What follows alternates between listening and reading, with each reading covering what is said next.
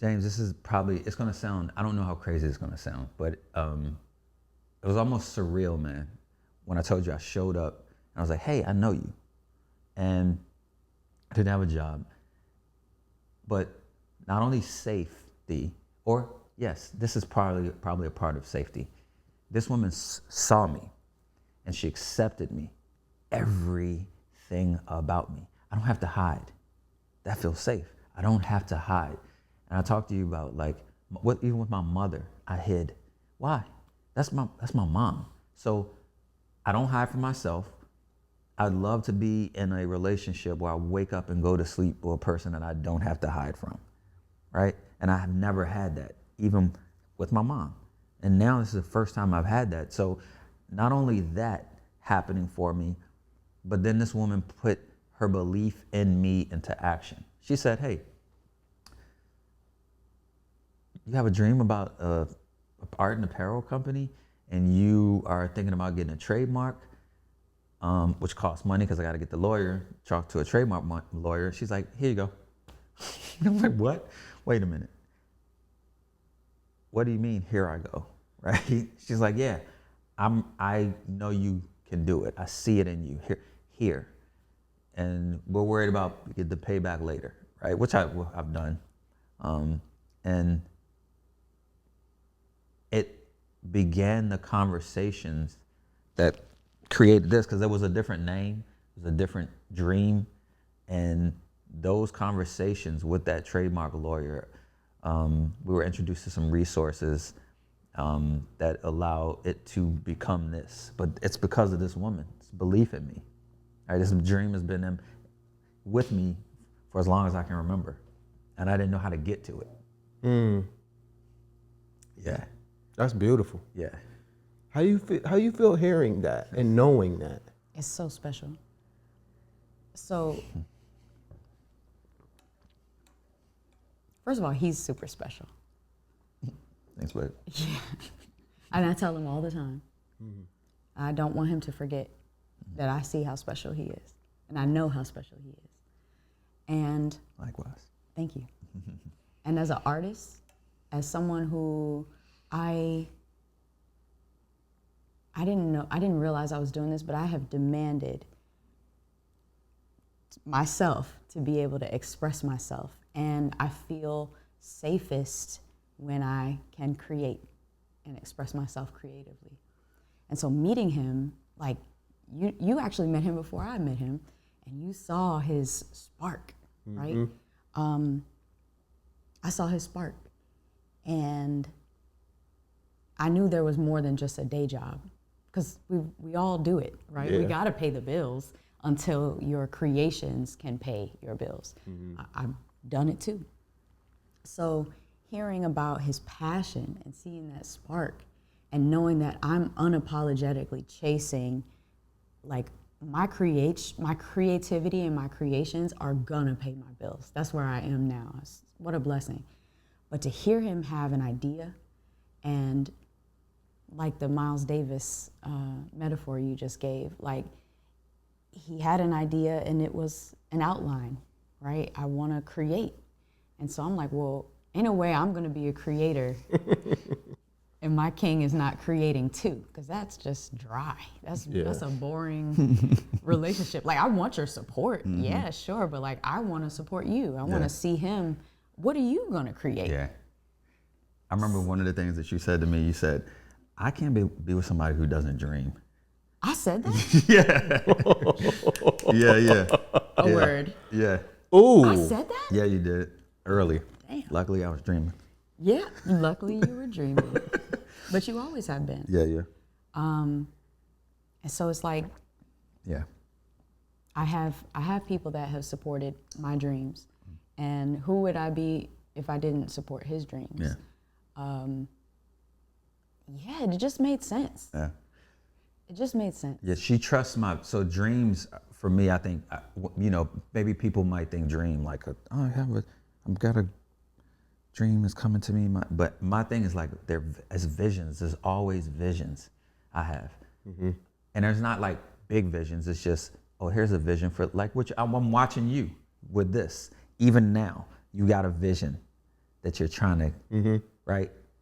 I'm watching you. That's dope. So this woman trusts my vision. So and again, that's one of the things that allows me to feel safe. It's like, wow, this woman is okay with me driving this ship. And she's gonna do what the queen does and say, hey, look out over there, honey. Right? I'm gonna adjust the sails. Yeah. While you got the. Yeah. But she's like, I'm here for this direction. Yeah. I'm here. So it's a thing, man. It's a beautiful thing. It sounds extremely loving, supportive, but also like collaborative. And just everybody is playing the role that they need to play without like imposing on the other person. A word. Was that wrong? Did I say? No, that's a word. Yes. Oh.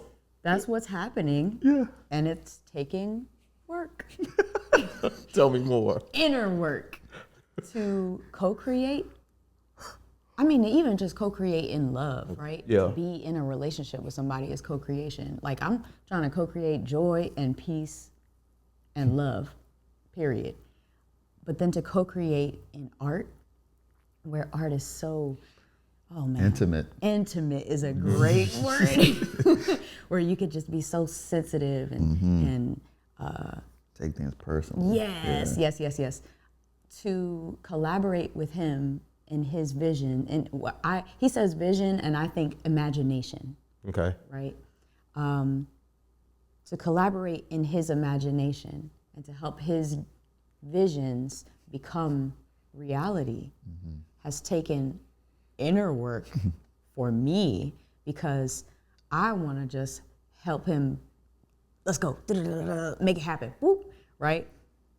But a lot of the work for me is to make sure I'm not crossing a boundary that is imposing my vision upon his vision. You know what I'm saying? I get what you mean, 100%. Like, what I see is not what he sees. Not that it's not additive, but something as small as how the G may curve down, right? Was even a conversation of like, well, I think it should curve down like this, right? This is just an example. But if he says, I think it should be like this, I have to get out of my own way and say, okay, girl, shut up. This is what he wants, because this is his. Now, when the tables are turned, and like, for example, I just released some new music and he helped me produce the song. I produced it and he added some music production to it. Oh man. Critical, crucial, wonderful parts of this song he's added. We both have to be sensitive to the creative process and say, stand up for your vision. I think this would look great in this. But also respect that.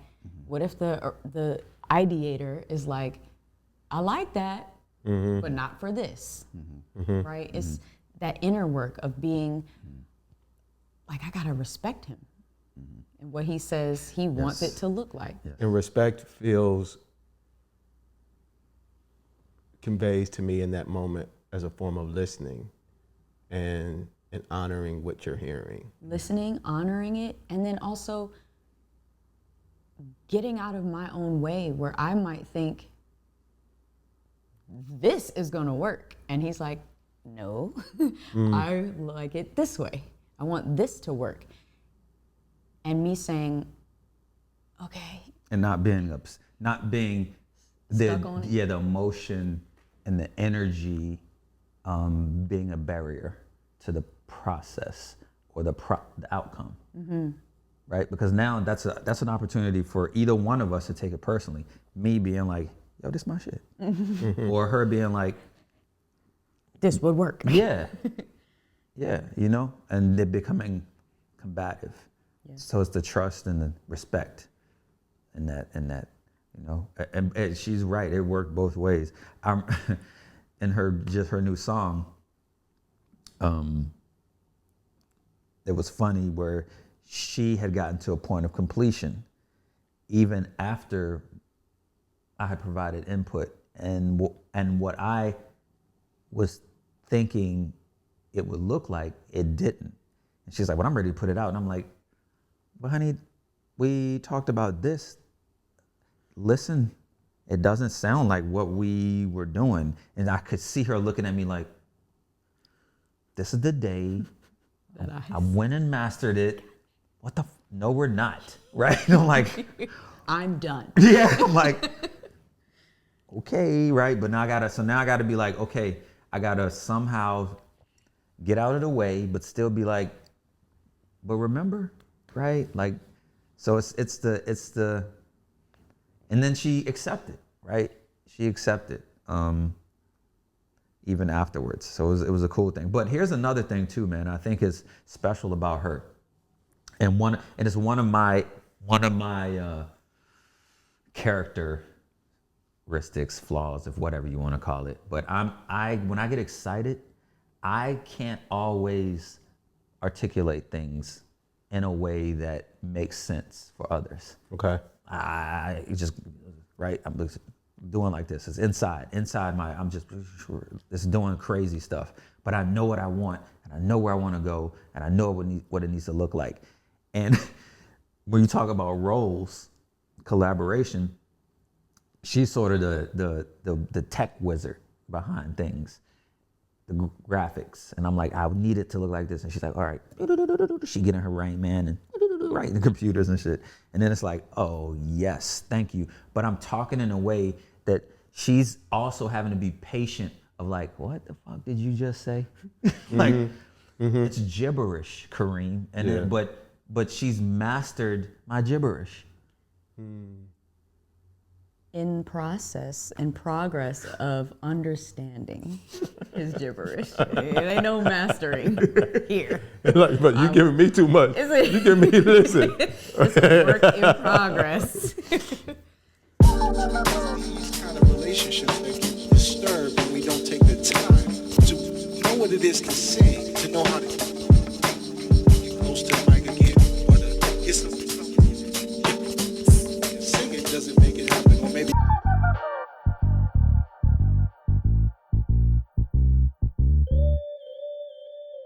So the people you guys are listening to is husband and wife, king and queen, emperor, empress, Grammy-nominated, singer, songwriter, musician,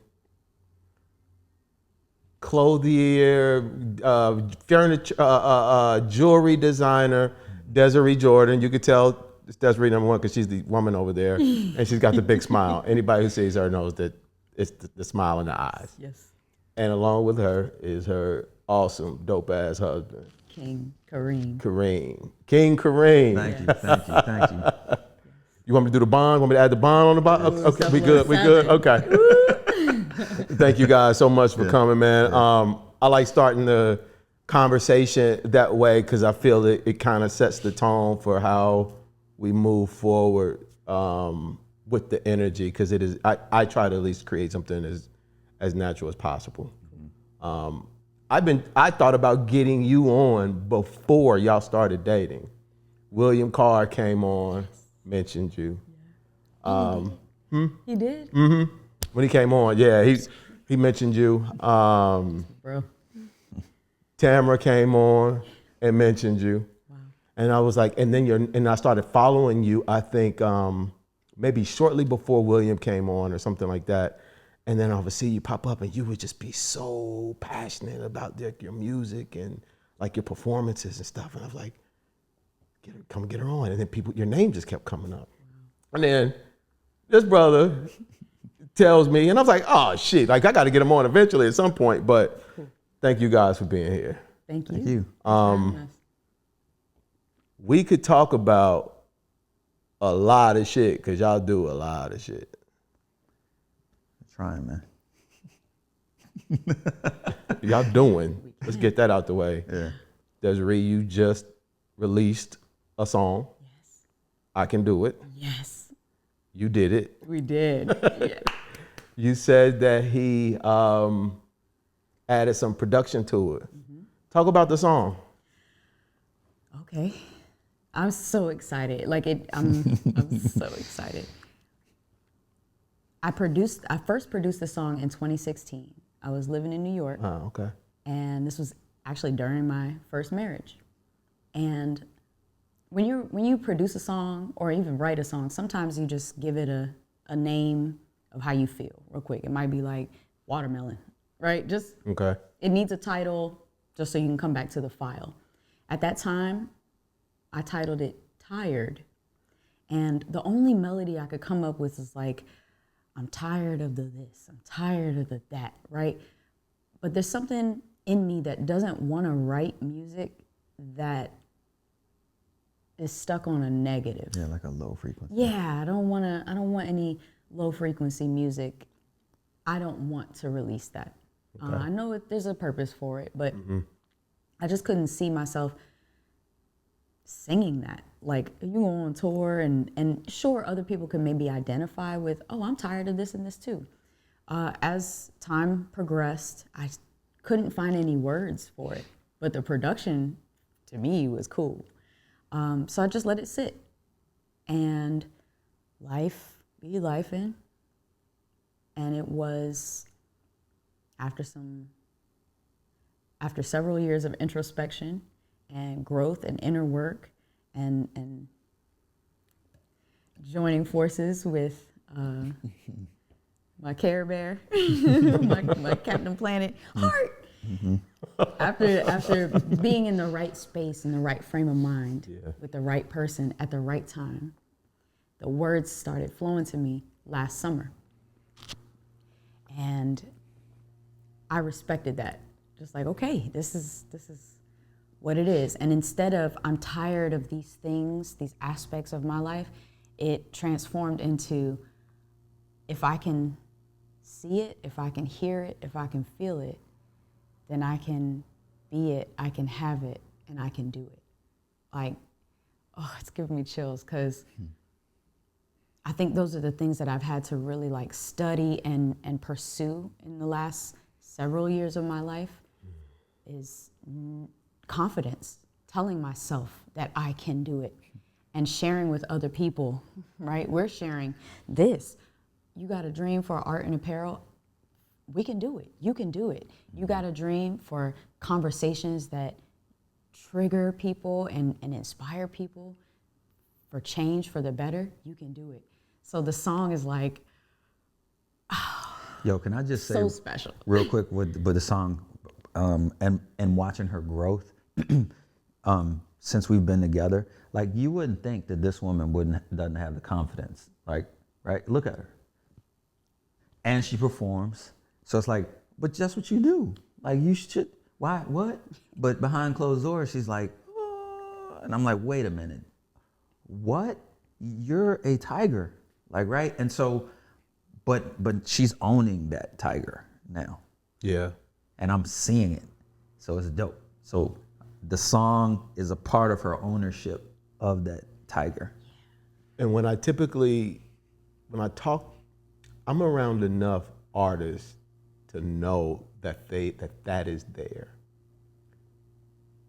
And I also try to honor it on their behalf by acknowledging that I have it too, and then inviting them to kind of accept that part of themselves, because it is a beautiful part. Like that piece that you're hiding is a part of the piece that you use to make the shit that people actually like. Yes. And there's a balance between, it's like there are people I know who throw up before they go on stage. Right. And they got some ritual that they do. And I'm like, hey, you scared? Have you gotten comfortable with this? That's like, I'm scared every fucking time I go up on stage. Yes. 30 seconds before I go on, I don't want to do it. I don't think I can do it. But once I'm up there and like I get past that first song, or I get past that first note, it's real. Then it's like they turn into this other thing. And it's like we're managing these thoughts and these ideas to get to what we need to do. Yeah. Hopefully. There are others who don't. And I think those people are the ones that think that those other people don't have it. But it's like, nah, let me just share with you like how I'm getting to it, because there's some motherfucking obstacles that Yes. I'm getting around to get to that performance or that song. Yeah. And when is that why you put the picture of yourself? Yes. Okay. I was going to ask you why that picture of that little girl. So it's a picture of me standing in front of my grandmother's piano, which super inspired me growing up, just being in a family that was musically inclined, musically directed. My grandmother's the minister of music for the church choirs that I was just there and directing the choirs behind her. Wow. And what a journey. Looking at that picture of myself and seeing how just sweet and innocent and how like, I'm just here, you know, but also in front of music, in front of my favorite thing, I felt like that was a perfect picture to include as the cover art of a song saying, I can do it. And I'm talking to her. Part of this song is I'm talking to that little girl, like, yes, you can do it. And that little girl's looking back at me saying, wow, you did it, right? I want this song, I hope this song speaks to the little person and anybody that listens to it, that you can tell yourself that there's a healing process of like telling your inner child, you can do it, and you're doing that shit. You're killing it, right? Yeah. I can look at myself now with confidence, with real, authentic, genuine confidence. That's and saying, yes, girl, you're killing it. You're, what does Beyonce say? It don't matter. Slay, queen. I hate I even know that. Slay chick, yes. Yeah. So that's where the cover art came from. The kids' voices. Oh yeah. And when you listen to the song, I included kids' voices at the end. Of course, yeah. When I heard the song, I literally see kids singing it in a classroom. Amen. Literally. Yes. There's a teacher teaching the song to the kids, and the kids are singing it back. But go. So Tamara Wellens invited me to participate in her program, YAMS, Young Artists and Musicians Zone. And the song was not ready at that time. This was maybe 2 years ago. That's the kind of song that I would have wanted to bring to those kids. And I did what I could. I feel like I did my best with those kids. We explored and played in music and themes of art. But I wish I had this song then to be able to teach them, right? Because it's simple, but it's powerful. Very. And it's something you can take with you age whatever to whatever, right? Not just kids, elders. There's elders that have not gone after their dream of whatever, right? Wearing pink might be the thing they've never did. But may this song be like, you know what? I'm gonna wear this pink fur to the Safeway. It's pink. It's pink squirrel. You know what I'm coat, saying? Exactly. Floor length. Exactly. Floor length squirrel is terrible. But yes. Especially dyed pink. Sorry, PETA. But yeah, do it. Yeah. Right? Yeah. So thank you for that.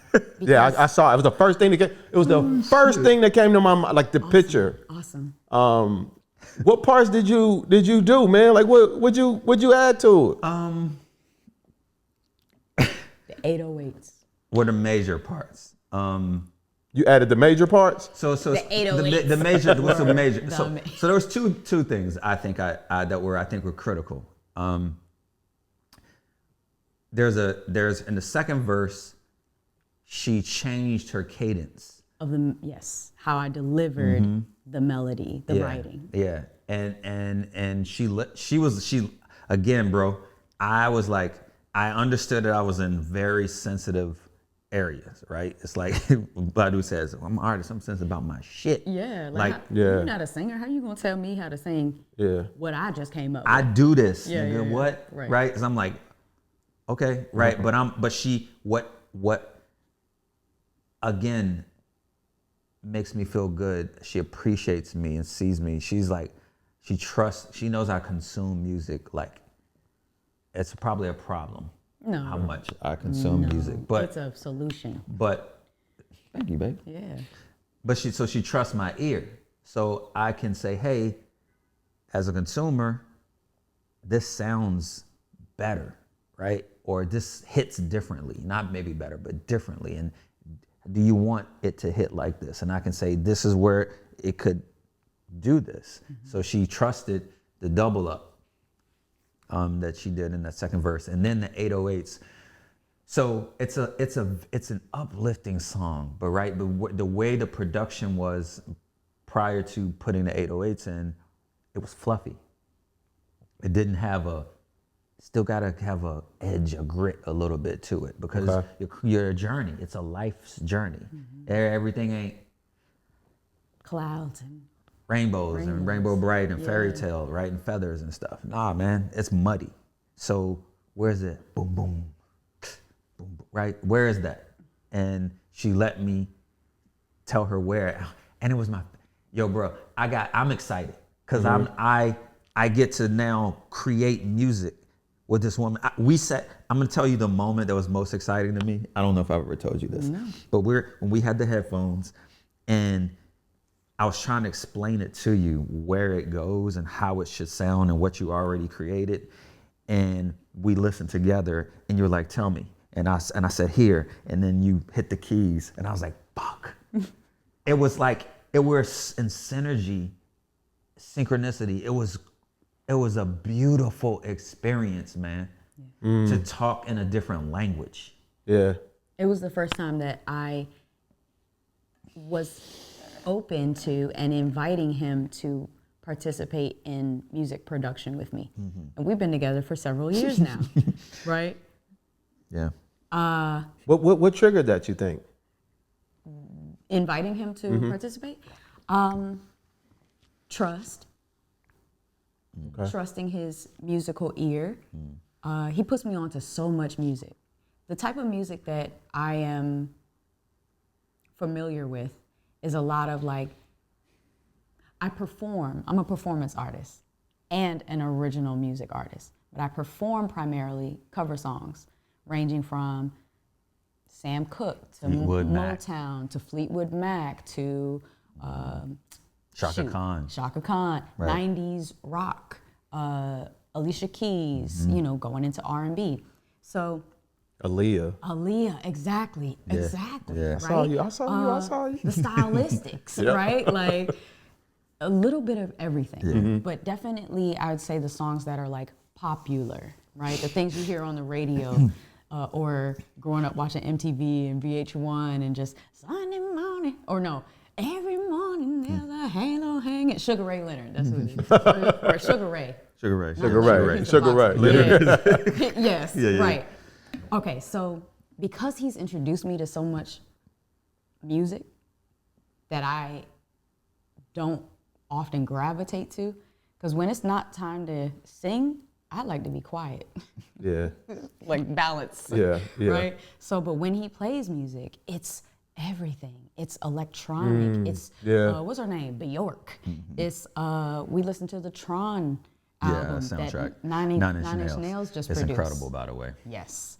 We listened to just everything.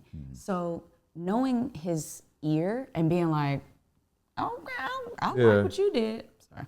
Yeah. It made me feel more trust in inviting him to participate in the music production of this song. Because like, well, what do I have to lose? Either it's whack or it's fire.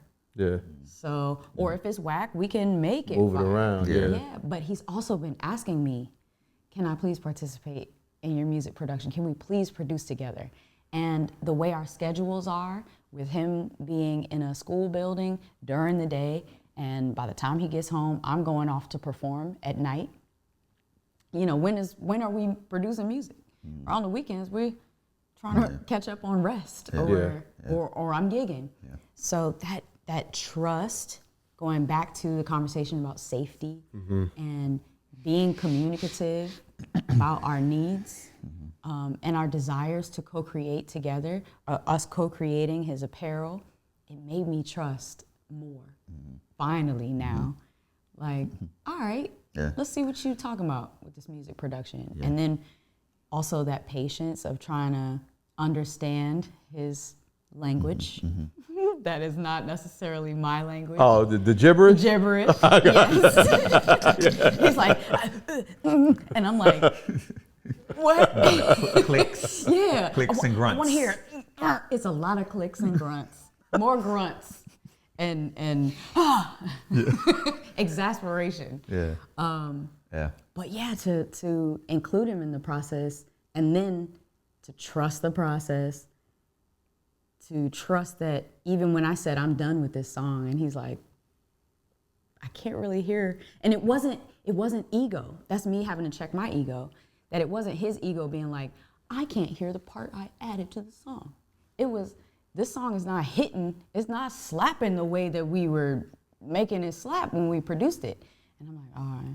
Like you mixed it differently? Yeah, it got mixed differently. And then when it got mastered, sounds kind of fell into place, like when after you bake a cake or something and they all kind of just settle. Yeah. It didn't like it was supposed to. Yeah. So God bless the amazing engineer that I work with, Carl Rushing from Gemstar Pro Studios in Silver Spring. I went back to him maybe 3 times and said, can we fix this? Can we fix this? After I said I was done. And he was willing because he believed in the song too. And shout out to Carl, we included his son, Emerson, on the child vocals. So it was like, he's also invested in a sense that like he wants this song to be amazing because now he's really, his blood is in it. So yeah, just trusting the process and then being like, you right, Kareem, I'm gonna go get it fixed. And I did. Are you planning on doing like a full-length album anytime soon? Oh, yes. Are you working on it? Yes. Okay. I have so much music produced and so many songs written that going back to the confidence, going back to what kind of message do I want to give to people? How vulnerable do I want to be? Has been a huge question for me. Like, do I want to tell people about the times that I've been hurting? Kind of no, because I have been raised to present the best sides of me. You know, put on your good face and let them know.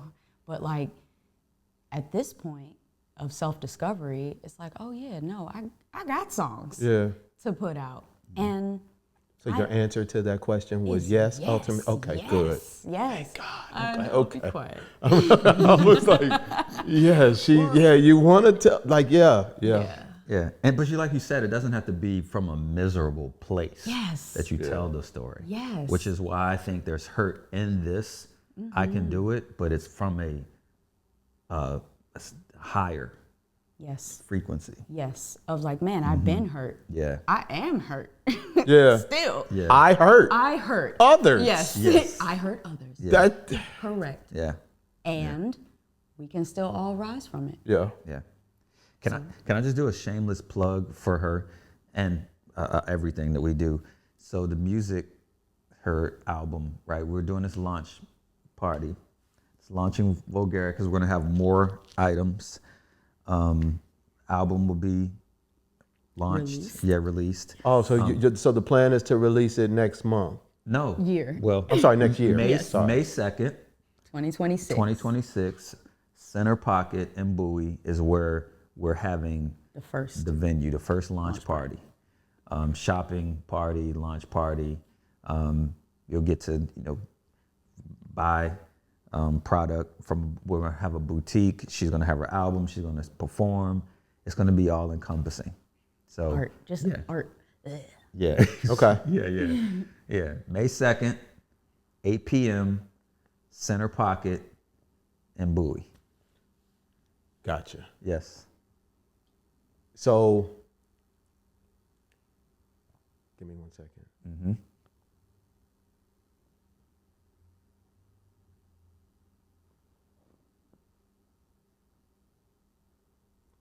move that around. Okay.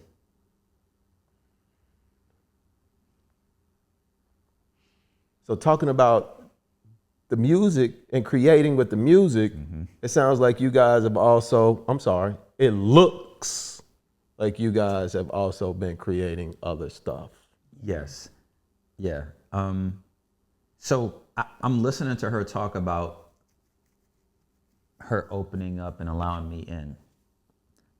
Sorry, my babe. It's the microphone. Okay. Yes, ma'am.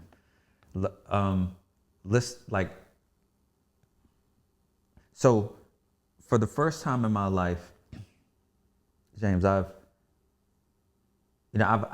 one recently come into the understanding of my own gifts and powers. Like I knew intuitively, but I didn't know how to. Oh, I can do this. I can do this. I can move this energetically. I can show up in this way and change the climate. And right, like these are things that I've learned. And I've always wanted a partner to be equally yoked in that way. Like I can be here across the room and you can be over there and you're moving things. Right? In your special, magical way. And then when we come together, it's an undeniable force. The music, this jewelry, because she let me design and she does her magic. The clothing, everything, the Vulgarik is the undeniable force when we get together. It's just magic. It happens. But we have to trust each other's magic so that we can have the more powerful thing collaboratively. And that's what Vulgarik is. Yes, sir. It's magic. It's sexy, it's power, it's limitlessness of magic. Okay. Yeah, your best magical self, your absolute. Is there a message you are signaling to others with the name, with the clothes? Yeah, actually I am. I think probably the first thing people see is vulgar. So it might be a turnoff. But it's not so much resting in that space because there's an innocence, there's a sexy, there's a grit, there's a unique, there's a soft, there's a love, there's a power, right? It's a Vulgarik. It's unlimited, it's fearless. So it's not just sex crumbs, which might be the vulgar part of the word, right? But again, that's not what we're thinking. That's not what you made up the word. So the word is made. I mean, all words are made up technically. Yes, yeah. But this was a word that was not in circulation. No, never. So maybe a day or two ago, I saw a clip that said Donald Glover he looked up on the Wu-Tang word generator or name generator, and he got his name, Childish Gambino, from this name generator. So that's essentially what Vulgarik came from, a name generator. Who put a lot After of things in. the trademark meeting, where his original idea was a word or a brand that would be too difficult to take on, to actually Somebody own. already, yes. It was like we had to think about ownership and what was already out, because if you're trademark, that's what it's about, right? Now, if anybody's using this, sorry, we got to come for the residuals and future residuals that you thought that, right? Because this is mine. Sorry. So what we couldn't do was go in with an already taken brand name. Gotcha. So we were able to throw in a lot of words, some that I just named for you.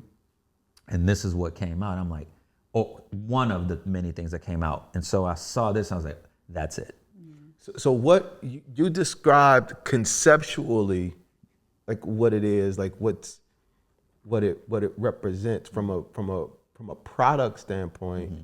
What does it represent behind it? There's clothes, there's merchandise, but there's other things too outside of that. So like for example, we have skateboards, right?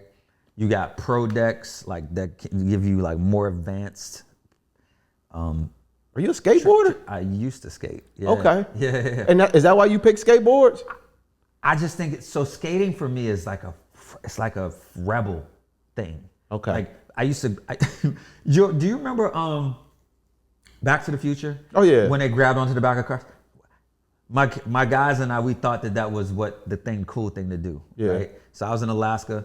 We're riding on just frames of the houses, the bases of houses. We're trying to do tricks. We're grabbing on. We're getting behind cars, hiding, and going through the neighborhood. People get mad at us because we're just doing dumb kid stuff. But that's it. Rebel spirit. Vulgarik. That's what makes sense to me. Okay. And so that's kind of the feeling. We have the duvets. We have Shower curtain. yeah. We got these the Mugs, mugs. yes. We got the tote bags. So it's all encompassing. Can I add Yeah. to this? Go ahead, babe. Well, hold on.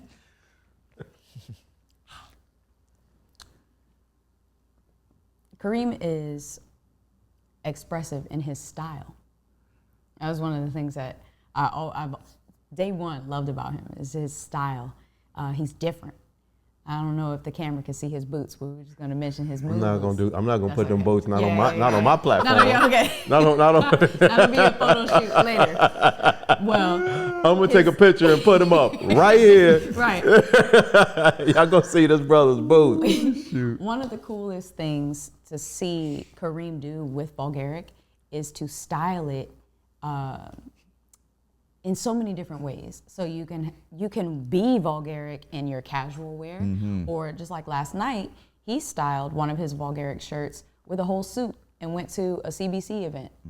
So it's like Versatility. You can be whatever you want. Vulgarik is what you want it to be. Yes. It's almost like you define Vulgarik for yourself. So Yes. yeah, he threw out a bunch of words that is what Vulgarik is to him.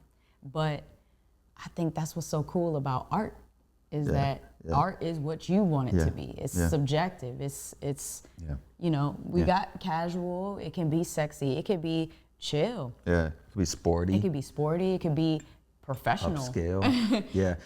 Yeah. So that's some of the things that we've been trying to capture, and I'm just, we're still in the beginning. Understood. But I'm trying to capture visually to your question, I think, how versatile it truly is, right? It doesn't have to, and people may not see it looking at the layout on the website. So I have to put the pieces together in a way that's like, oh, I didn't know I could do this with that. One of the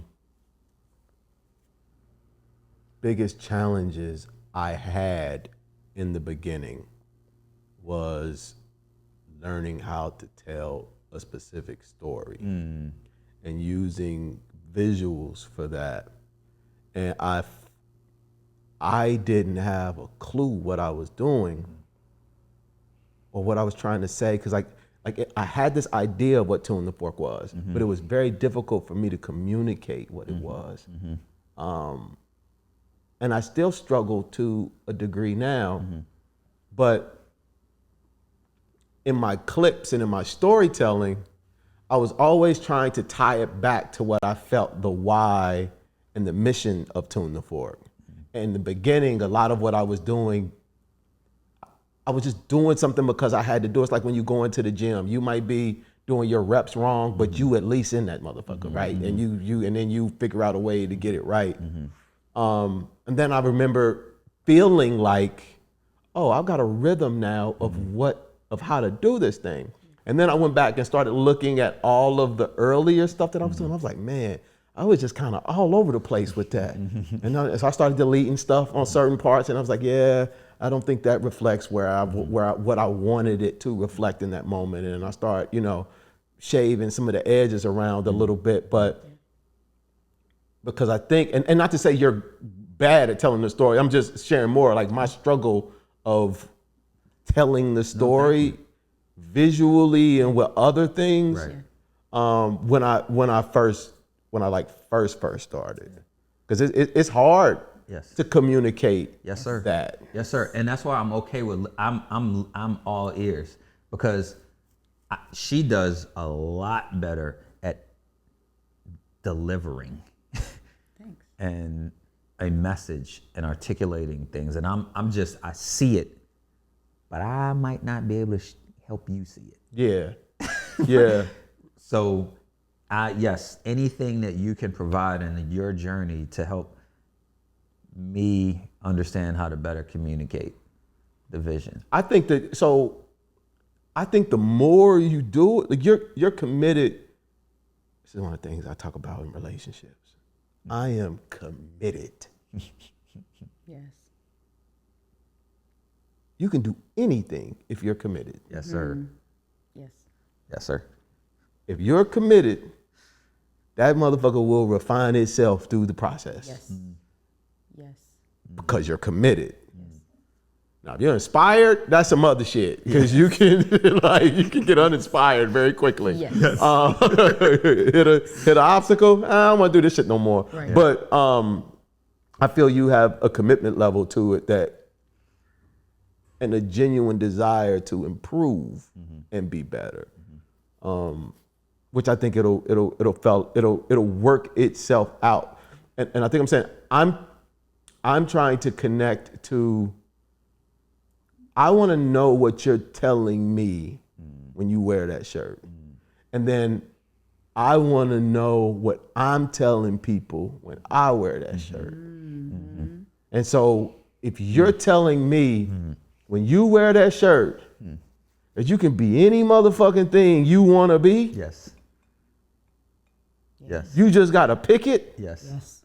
then when I wear that shirt, I'm going to be telling people that you can be anything you want to be. You just got to pick it. Brother, you can throw on a sweatshirt and be like, I'm bossy, or I'm gritty today, or I'm just want to hide, or I'm sexy, right?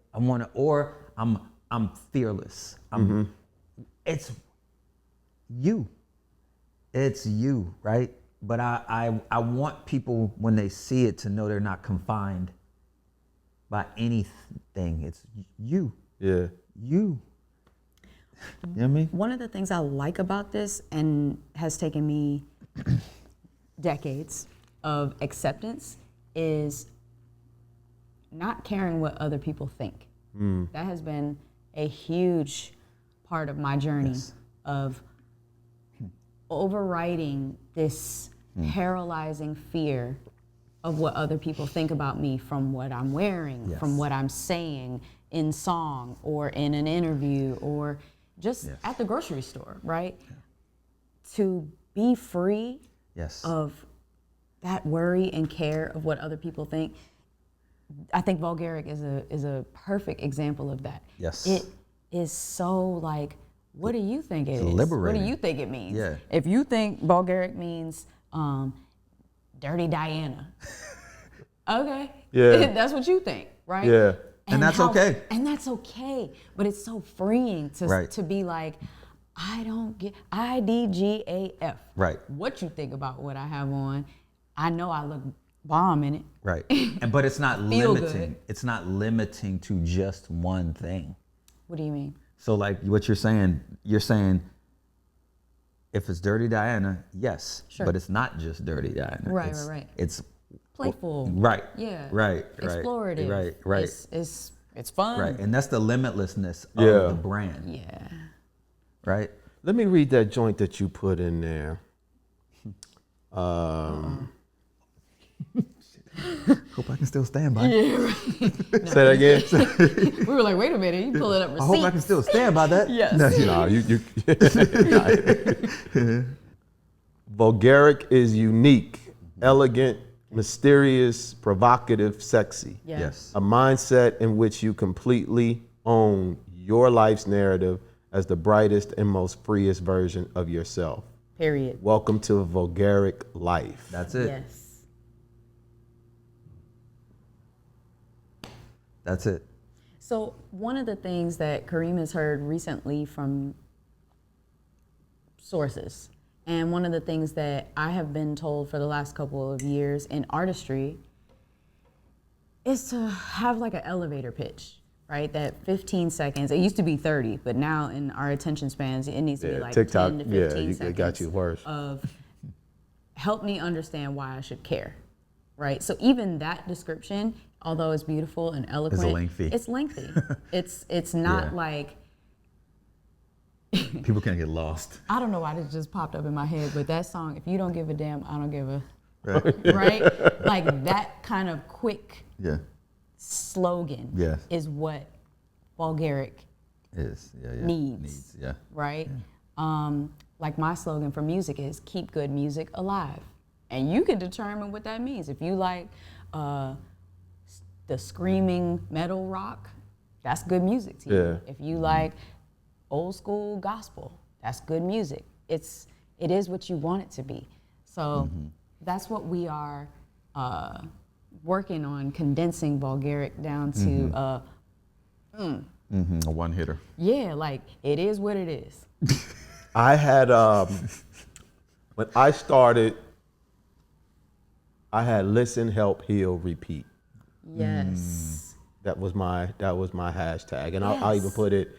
But my tagline was it still is.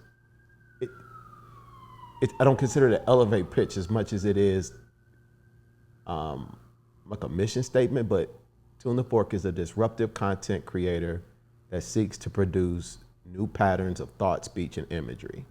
Period. Like, and I'm going to use different mediums, different sounds, different whatever to create these new patterns. Because I think a lot of what causes us challenges in life is our inability to create new patterns. It's almost like paving a new way. It's difficult. Yes. That's why we get into the grooves, even, so I want to use different things, like even having you on, bro. You are a pattern disruptor. Thank you. Your presence and your story for men. And I want to highlight that because to me, you're tuning the fork. Thank you. And because again, seeing him separately from you, I don't, like, he's a good brother. But the magic, Yes. Thanks. and you can see it. Thanks. And it is beautiful, man. Thank you. It's beautiful. And I'm glad that I got these motherfuckers focused and in 4K so they can see all that Yes, light skin the and brightness. teeth popping and all that vulgarity, the vulgaricness of this moment Yes. is just amazing, man. Yeah. And so that's why, the gnome, we kind of going back to you asked about what it is. The gnome is like a it's like magical. So what you're talking, it's the magic of life, the magic of you, and your inner magic is unique to you, right? And then think about if you find the right tribe, the right partner that you can combine magical forces with. That's why the gnome is important, right? And Vulgarik. You'll see it a lot. You need that motherfucker more highlighted, bro. Okay. Thank you. Okay. Okay. That's a big part of the story. Okay. That's a bit. If that dome is what you say it is, Yes. which I believe because you just said it. Yes. That's Gotta see it more. That's it. You got yeah. Got it. Because there's something about you guys are magic together. And the people will feel it. Yeah. They might not even be able to fucking name it. Right. I feel like my marriage and my relationship with Zendo is very similar. Like we're like the way that we show up together collectively. I'm a dope motherfucker by myself, and I have no qualms about that. But I still got them voices that you talking about. Them motherfuckers are still there. Right. I just don't. Yeah. I don't lock them in the room. Sometimes they come out and play. Right. Right. You want to come out and play with the other kids. Yes. I just can't leave you in the room, man. And just cause you talking shit that ain't, you know what I'm saying? Just come in and do it with everybody else. But when I'm with her, and the way that we love and the way that we forgive and the way that we create space for each other, the way we accept, I feel and the energy that we share and that is created from that is something that I think, that I feel is magical. Mm-hmm. And I think more people need to, like there's this I hate these ideas and these narratives that are online now, like these scripts about what does a man get out of a marriage, or, you know, who's bringing what to the table, and there's no value in marriage anymore, and those kinds of things. I don't see that at all. I see human beings getting better, finding purpose, moving lighter, helping, forgiving in these relationships. And it's not to say you can't do it outside of it, but it creates a different thing when you're in it with somebody. It's a completely different thing. And you can't tell those people who beefing with the opposite sex about shit. You just gotta be it. You just gotta be vulgaric with it. Hey, Did you see what I'm saying? Did you see what I'm saying? Did you like that? Did you like that? That's what I'm talking about. Tied it all back together. I love it. I love see, he gets it. it. Yeah, man. So Desiree, you got the music stuff. You've got your music stuff. You got your music. I hate when people do that. You got your tune the fork thing. You got your podcast little thing. You got your little. I hate that. I fucking hate it, and I just did it. I'm sorry. That's okay. Doing your little thing No disrespect. You got you got the little music stuff you're doing. Right. And then Yes. Doing I do. your little jury. yeah, like Yeah. You got the jewelry. Wellness jewelry. Okay. Yeah. Tell me more about that. Boom. Right? Okay. So I like to use my hands, and I found this knack for wire wrapping. I don't even know why. Is that a Crown Royal bag? Oh, You know how black people do? I ain't never Everything seen in a a Crown green. I ain't Royal. never seen an orange one. okay. Crown Royal. Exactly. Nice. And you know we use it for everything. So this is my jury bag. I started wire wrapping in maybe 2017, and wire wrapping stones, gemstones. And I just did it for friends and family. So she's a beast, dude. Thank you. So a beast. And Tell me about the properties though, real quick, before we jump in okay, the house. so like smoky quartz and amethyst. Thanks, babe.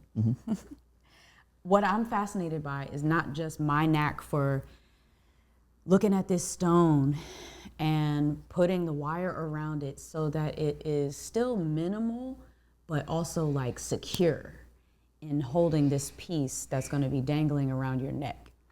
In addition to those things, I like the properties of the stones. And I want to be clear that I grew up in a Christian household. I believe in God, the Father Almighty, creator of heaven and earth. And in Jesus Christ, his only son, our Lord. Who was conceived by the Holy Spirit, Ghost, okay. born of the Virgin Mary. Let's finish it. Suffered So under the Pontius Pilate was was crucified, dead, and buried. The third day he arose from the dead, and sitteth at the hand of the right hand of God the Father Almighty. From then he should come to judge the quick and the dead. I believe in the Holy Spirit, the Holy Catholic Church. Like, do I? But okay. The communion of saints, the forgiveness of sins, the resurrection of the body, and life everlasting. I love it. Amen. Amen. So, with that being said, I appreciate that. God made these stones, and ain't nobody gonna tell me otherwise. God made the earth, and the earth has through alchemical processes of magic on its own, Mother Nature has created the most phenomenal, amazing stuff. And now that we're chiseling them out and I get to put my hands on it, what fascinates me is the properties that people generally say come with when they're experiencing these stones. So for example, smoky quartz, the big piece. The keywords are transformation, strength, balance, protection, grounding, purification, manifestation, sense of purpose, organization, and personal will. Like when somebody's holding a smoky quartz or experiencing it or has it in their house and they're feeling those things within themselves, that's amazing, right? That's magic to me. That's God putting some stuff that you might need more support in, or a reminder at least. Even if you don't feel like it's a reminder of like, man, when I hold this stone, I can remember that I am already that. I'm already grounded. I'm already purified and balanced. Let me just remember that. Then coupled with amethyst, which I put that little stone, that's wrapped, that's wrapped inside, yeah. Protection, purification, divine connection, and release of addictions. So people have, amethyst is a very popular stone. We hear amethyst probably more than any of the other stones, amethyst and quartz. And just, and this is the card. I would like to buy this. So can I just keep this? Yeah. I would like to buy this. Wow, that's crazy. So that's one of the things I think is so special about this wellness jewelry is that it'll call to someone. Yeah. Or someone will say like, man, that, I don't know why, but I'm feeling it. For example, we went to a gemstone fair. What did we call it? It's a fair? Yeah, and Kareem picked out these pearl beads and was like, babe, can you please make something with this? So this is him styling the stone, and then also he found this stone, which is not a rose quartz. I completely forgot what it was. But he said, I want you to put this together, but I want it to hang in between these beads, which I'm like, how am I gonna do that? But I believe in myself, and with some deep breaths. Beast. And some focus. Beast. And I like to turn on movies about magic. Like, or yeah. Or even look at this. at this, man. Yes. Like what she did with this. Yes. Like she's a beast. I don't know if you can see it. I can, yeah. These green stones are African flower jade. Ooh. African flower green jade, and one of the properties is creativity.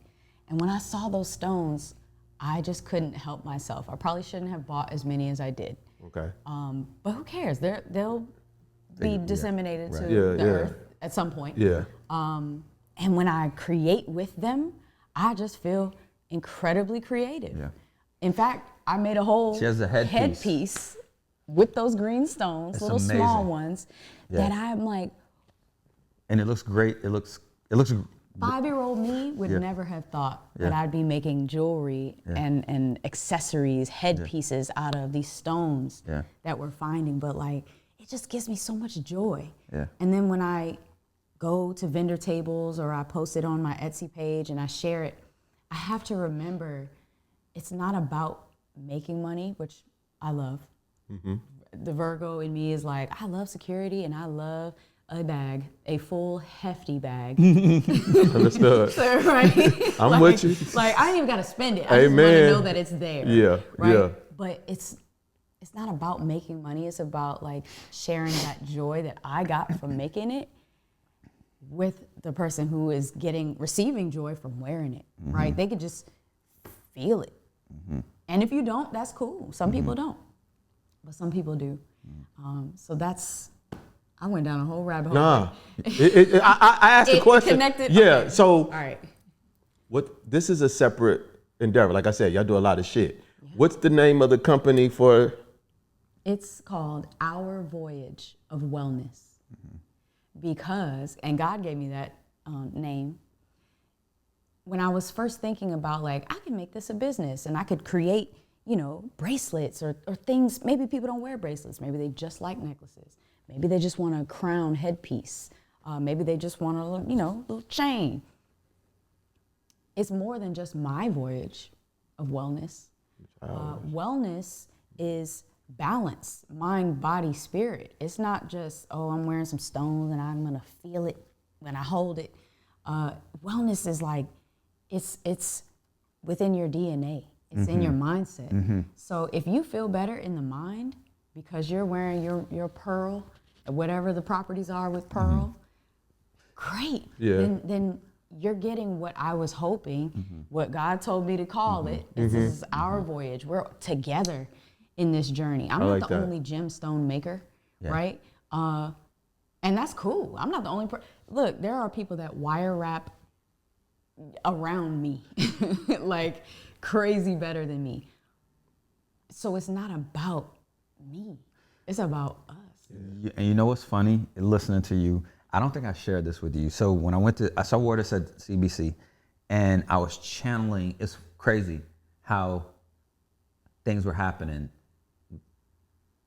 I was channeling, but also this was helping me channel, and it was attracting a certain energy, and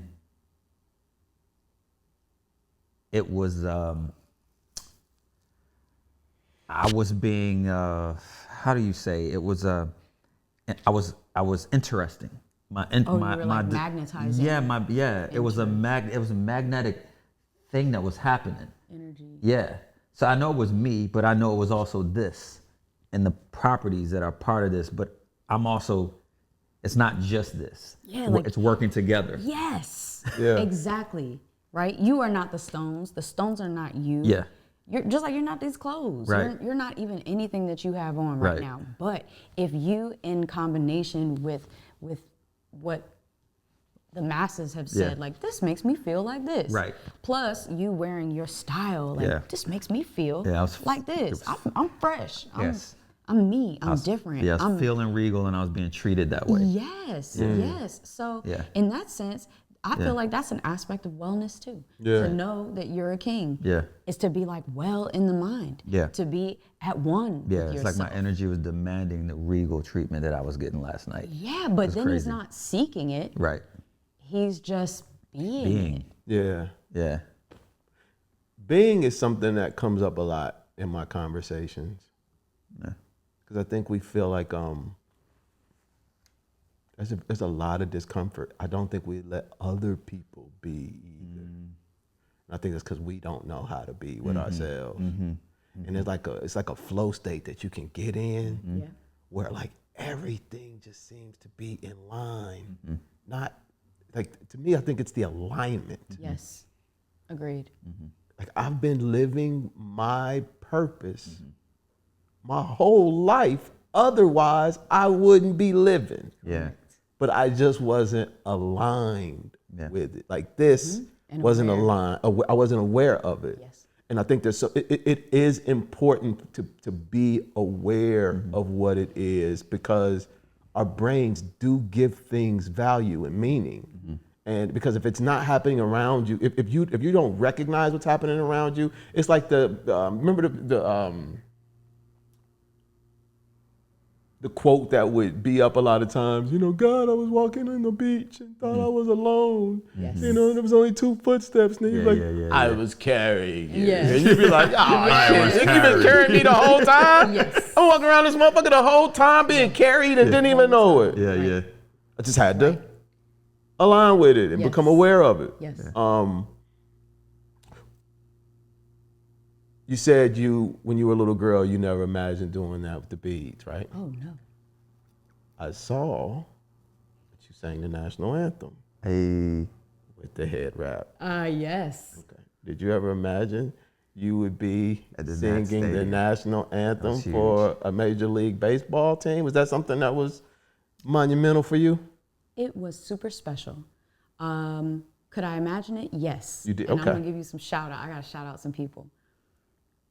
In middle school, I met a young lady. Our lockers were next to each other. And her name is Megan DeMagnus. And we did not like each other at first, but then we grew to love each other. And we formed a girl group called Heaven Sent. We both loved to sing. We found some other young ladies, Terry Tennille and Jordan Walter, who loved to sing as well. But Megan and we just reconnected after several years of, our journeys taking us different places. I want to shout out Megan because Megan saw in me what I have been working all this time to see in myself.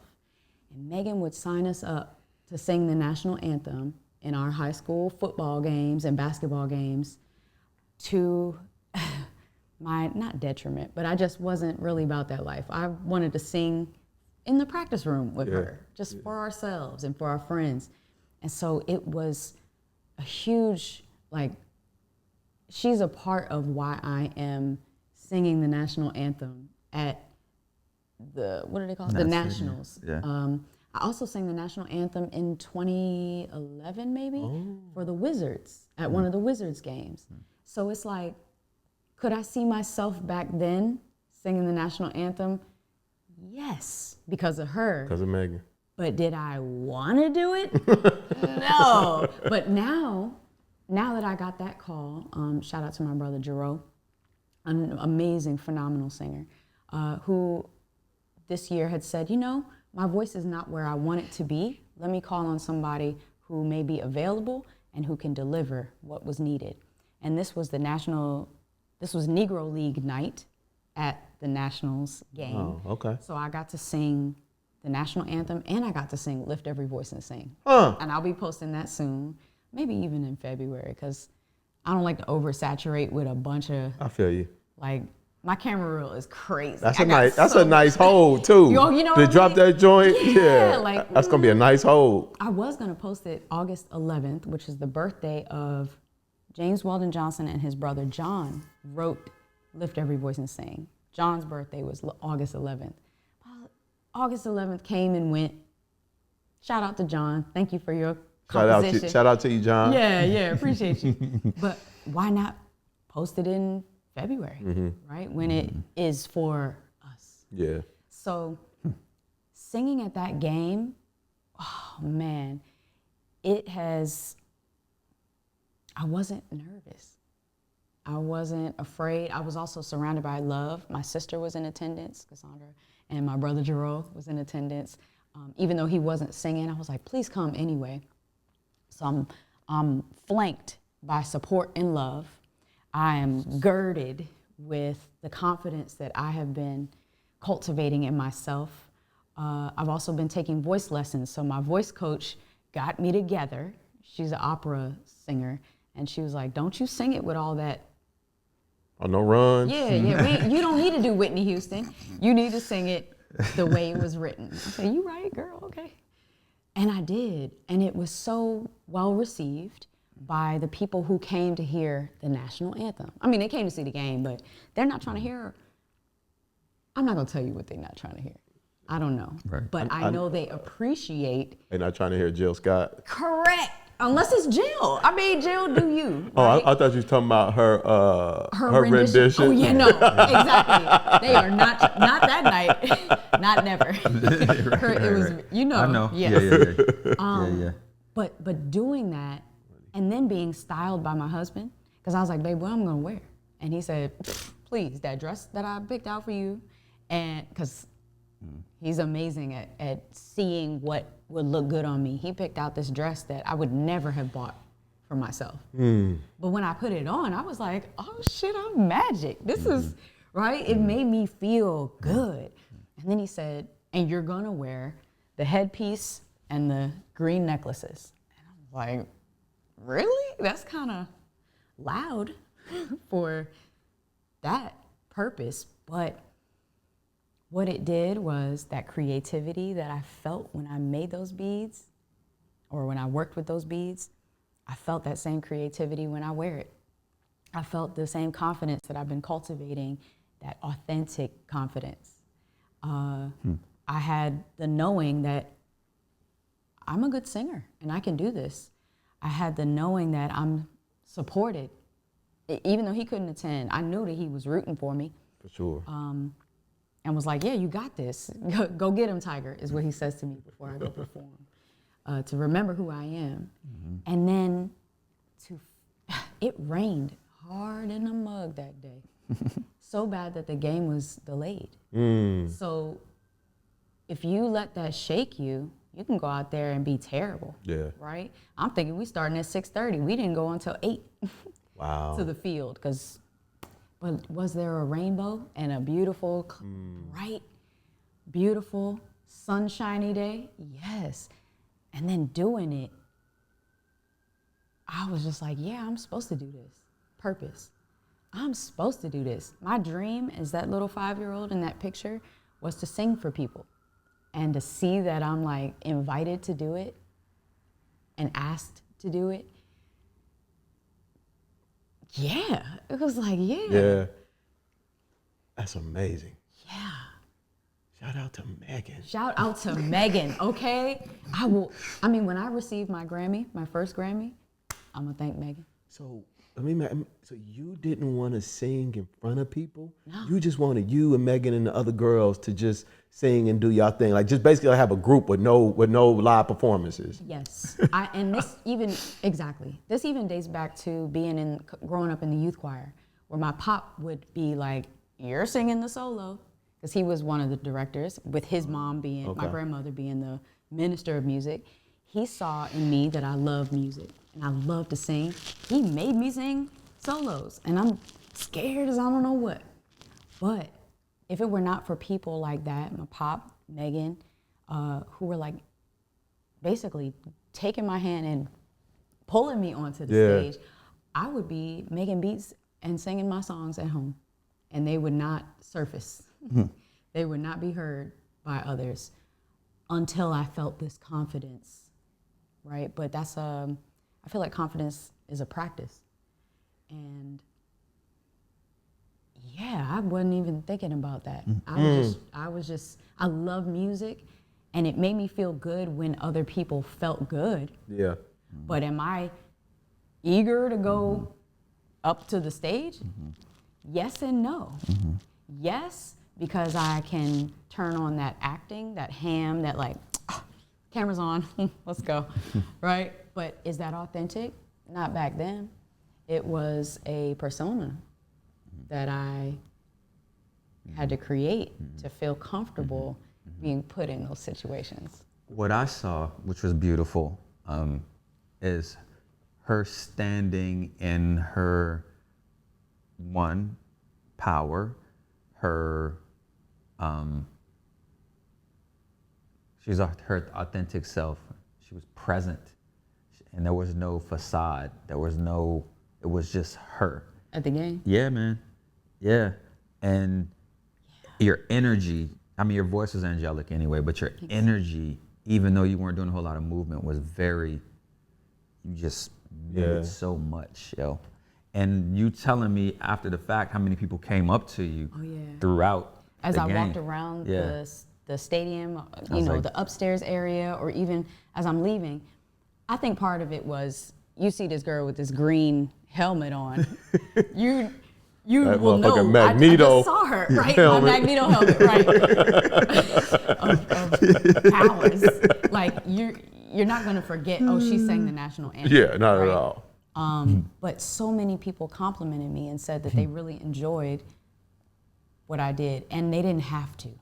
Like, but they felt you. But they felt me. Yeah. And oh man, it was so. That was one of maybe my favorite performances to date, because I was just me. I wasn't trying to do anything but my job, which is to sing a song. And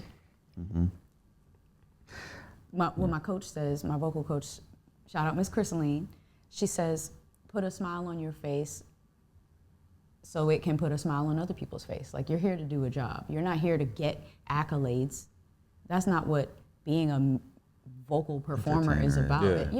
It's about entertaining. It's about helping other people forget their problems. Yeah. Sunrise said it, man. Like, we are instruments. Yes. In many ways, bro. Like, and it's like, instruments don't make sounds unless they're used. Yes. A word. You just gotta put yourself in a position to be used. Yes. And it's so crazy how expectations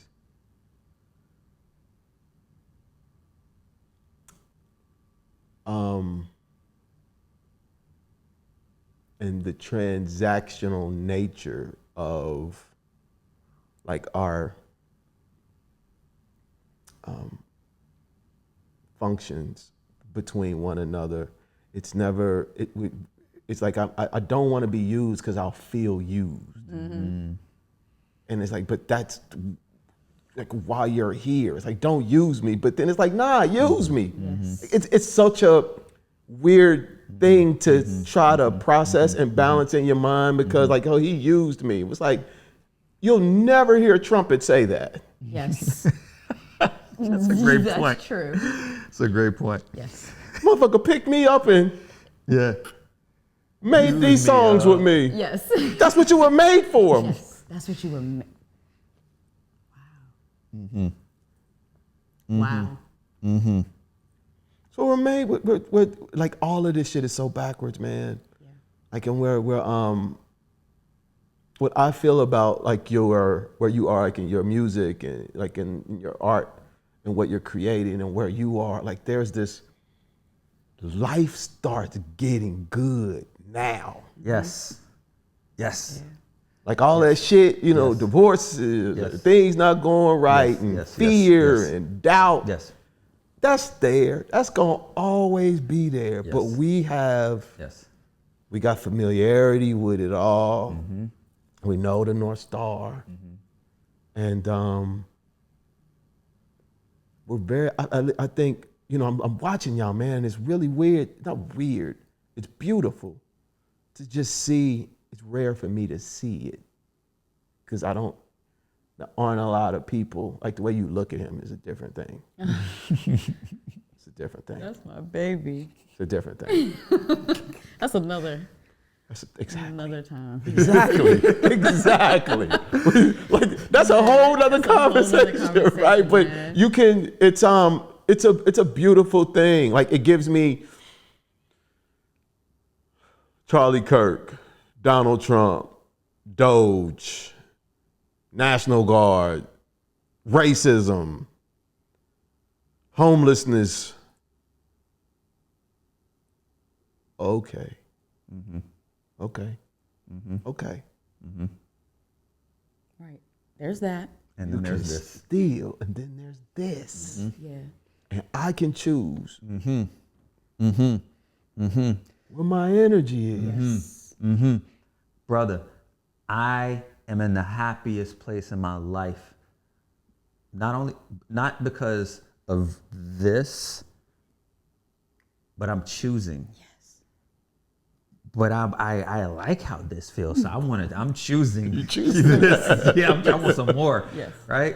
So it's like it's recycling, if it makes sense. Yeah. So I get to stay in constant joy. Upcycling. Upcycling. Upcycle. That's how I think I about like it. I like Yeah. it. So what do you?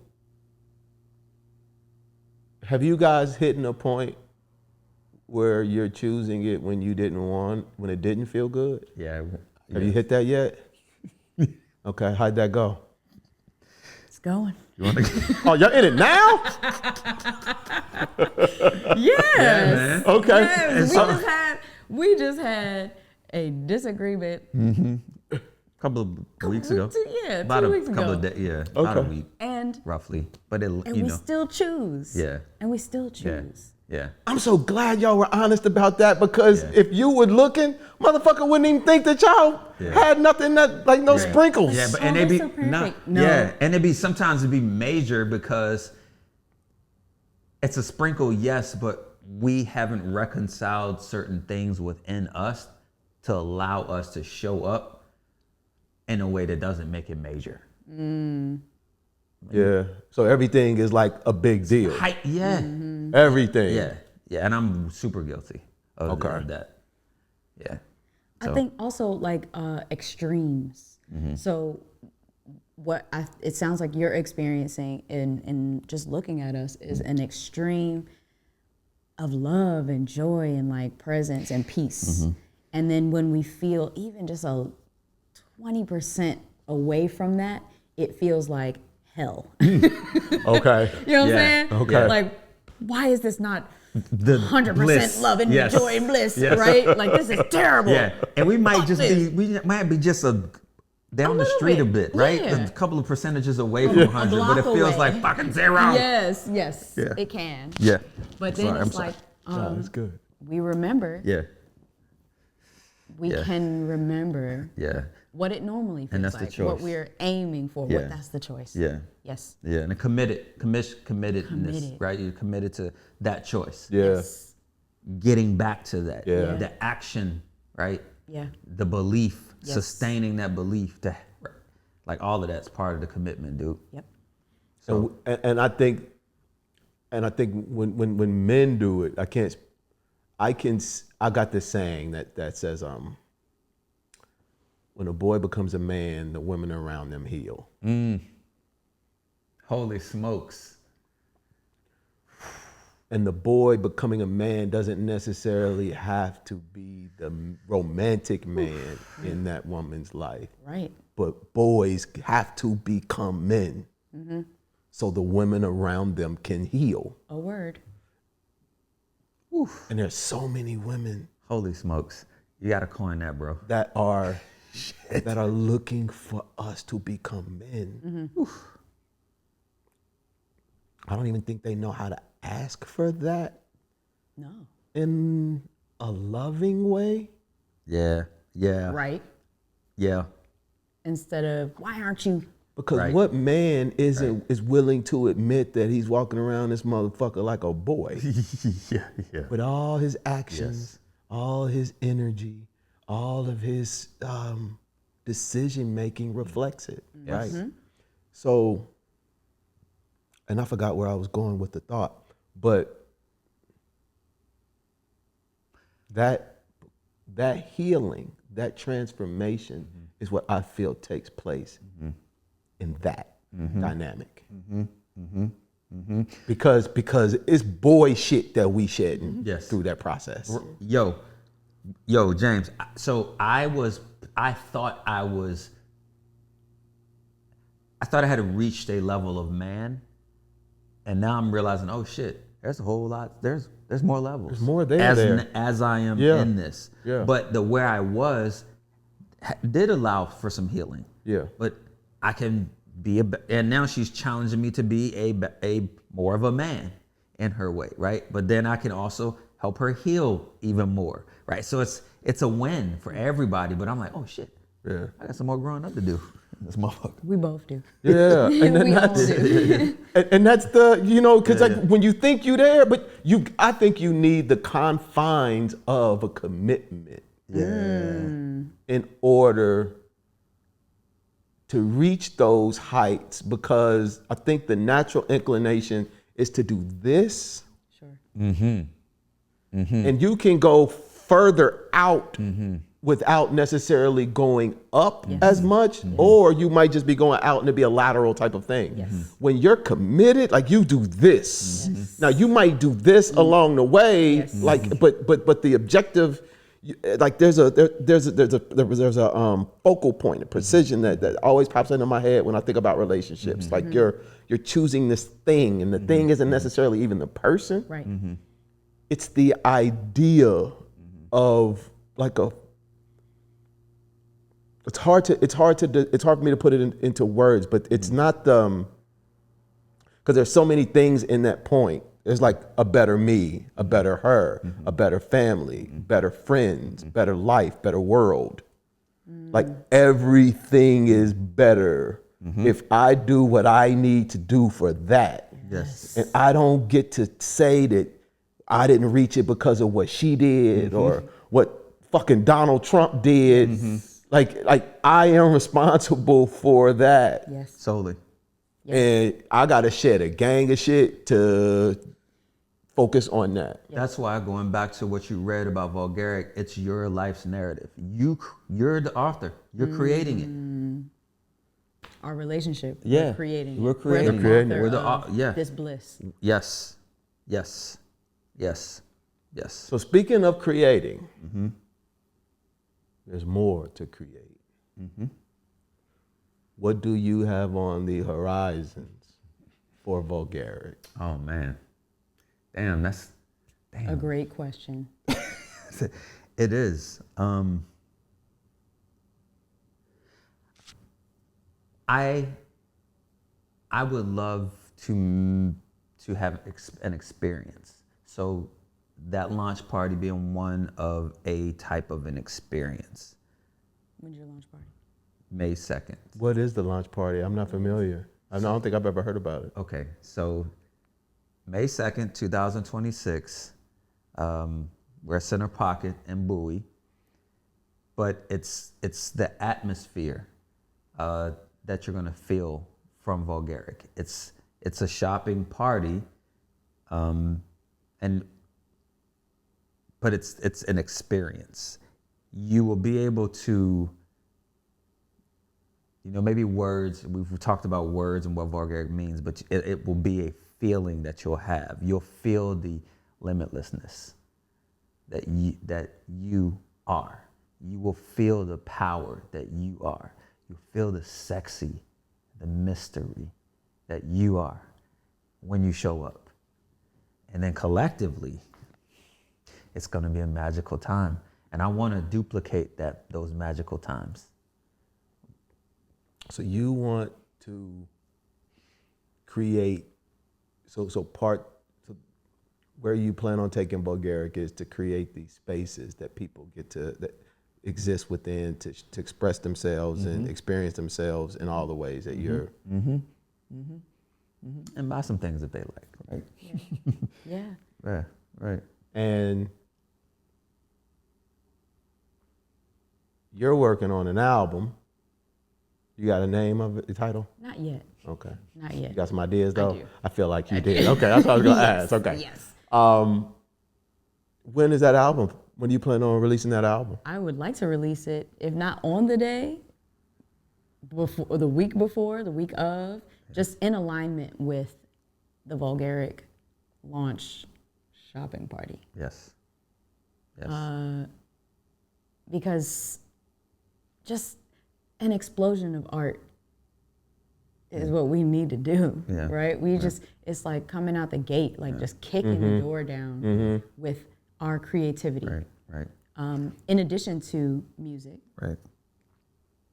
Right. we're working on collaborative pieces, collaboration between Our Voyage of Wellness and Vulgarik, so that they are, still wellness jewelry, but also like It has that magic. one of one magic Yeah. that Vulgarik embodies. Yeah.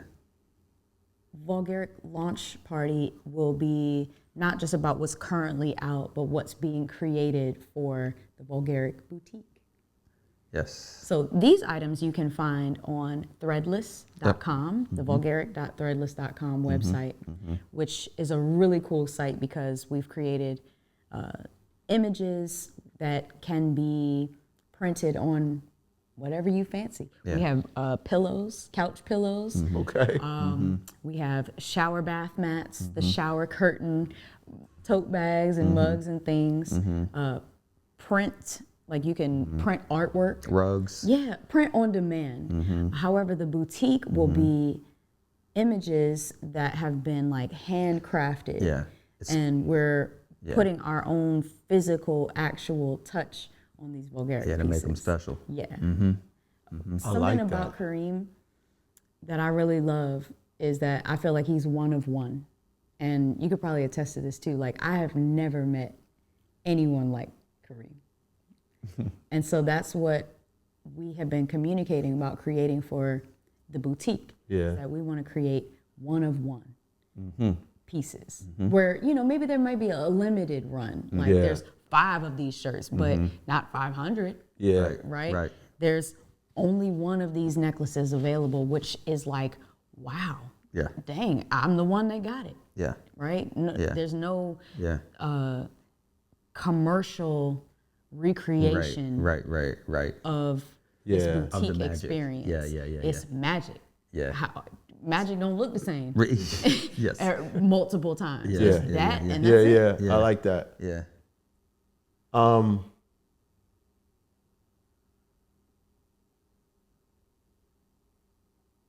This sounds like a storefront.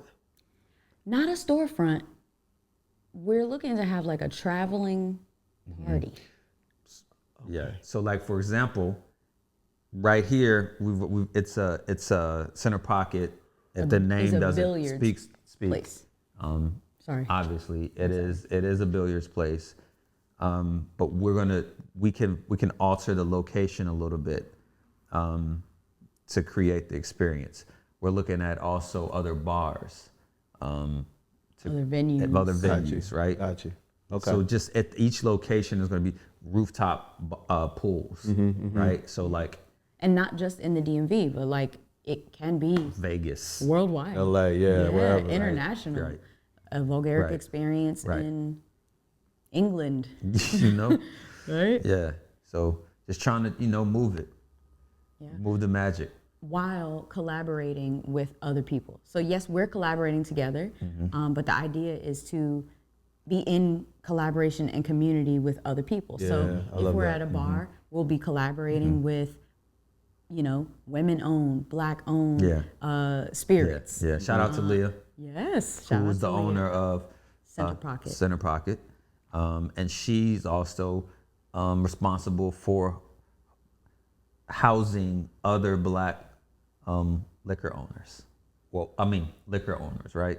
So she's using her venue, and she's like, "Hey, yeah, you want a space?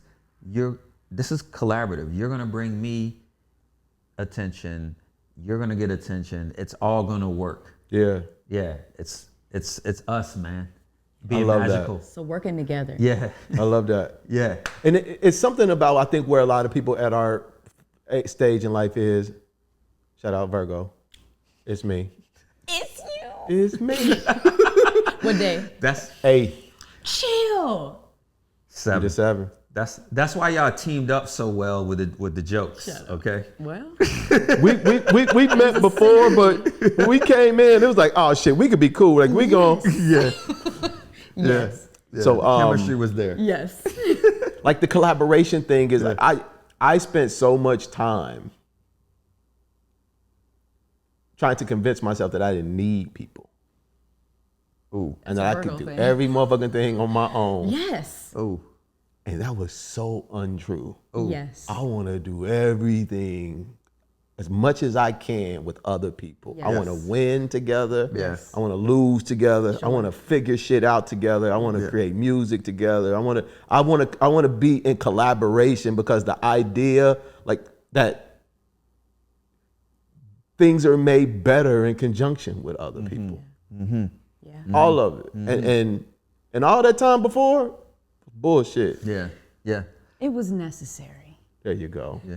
See, it was bullshit too. It was necessary, but it was necessary bullshit. True. But that's what I was saying earlier, brother. Like, so yeah, you're magical on your own, but when you got a magical partner, holy smokes, when you found a magical tribe,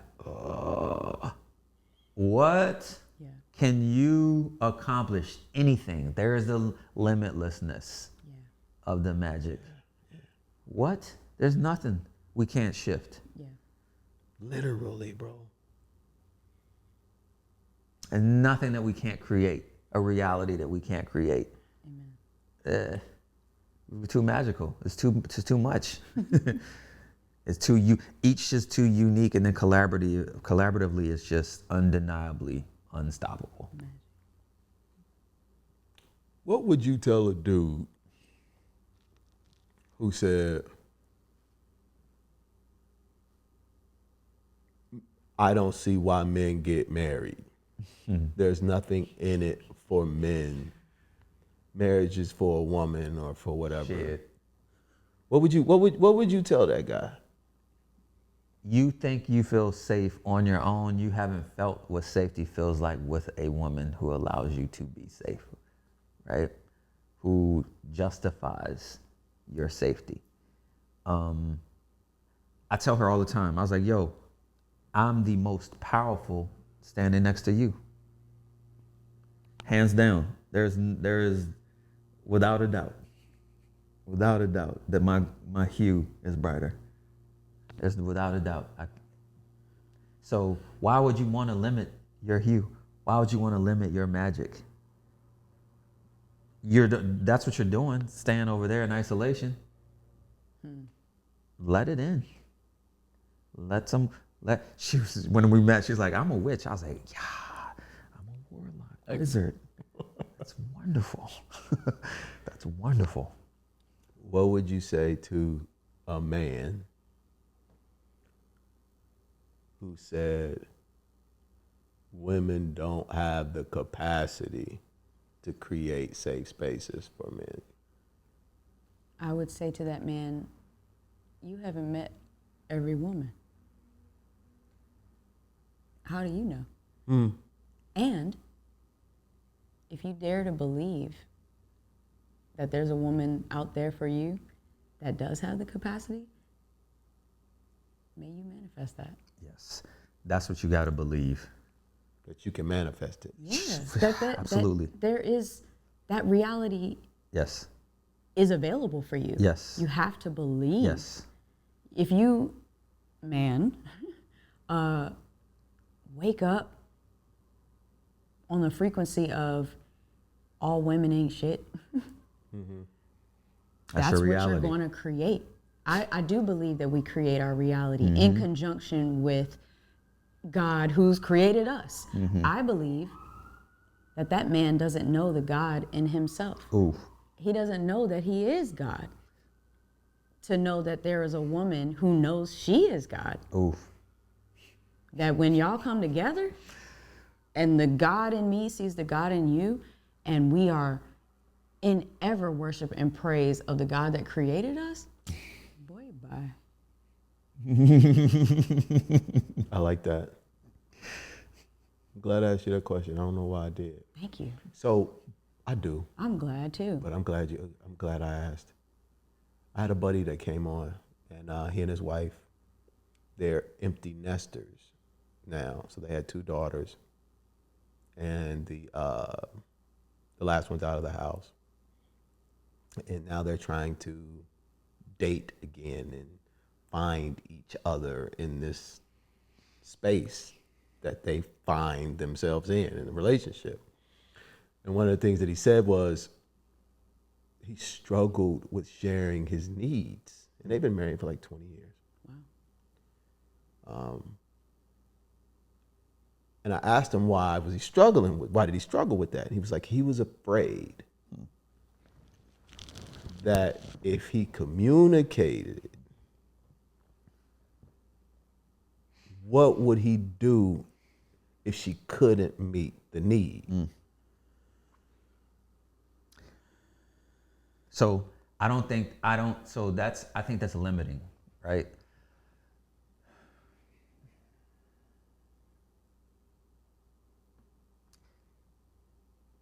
Because if that's the mindset, then you're killing the magic before it can even start.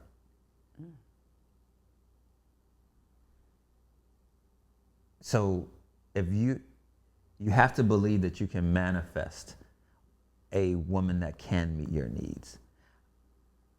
I strongly believe that that's why when she came down the stairs, I'm at the charcuterie board, she comes down the stairs and I'm like, hey, how you been? Like, because my spirit, and this is before like intellectually, cognitively, I could catch up to where my spirit was leading me. My spirit already knew she can meet your needs. She's where you're gonna feel safe. She's right. So I just was like, hey, wherever you wanna be, I wanna be. I didn't say that, but that's what I was being led to do. So if I am trapped and confined in a limiting self-talk about what I'm in fear of, you not being able to do, then fuck, I'm not manifesting. I didn't manifest who can. Maybe, right? Why am I limiting you? Why don't I trust that I manifested you here and I can be fearless? I'm not gonna do that. I can't do that, yo. I can't exist in that space. That's just me. I don't think that's not fair to me. It's not fair to her. So.